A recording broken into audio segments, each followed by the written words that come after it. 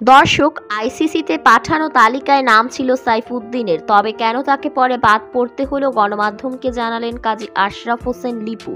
যা দেখে লাইভ এসে কেঁদে কেঁদে একই বললেন সাইফুদ্দিন। দর্শক, বিস্তারিত জানুন পুরো ভিডিওতে। চোট নিয়ে শঙ্কায় থাকা তাসকিন আহমেদকে নিয়েই টি-20 বিশ্বকাপ স্কোয়াড ঘোষণা করেছে বাংলাদেশ ক্রিকেট বোর্ড।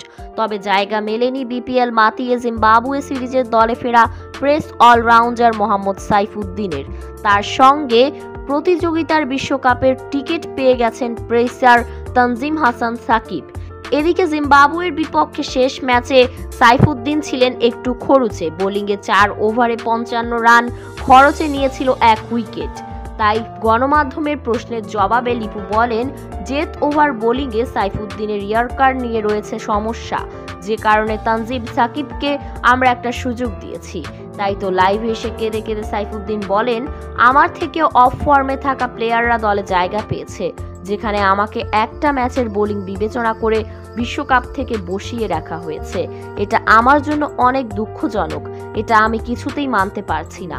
দর্শক, যেখানে লিটন দাসের মতো প্লেয়াররা দলে জায়গা পায়, সেখানে সাইফুদ্দিনের কি অপরাধ তা জানিয়ে দেবেন আমাদের ভিডিওর কমেন্ট বক্সে। ধন্যবাদ।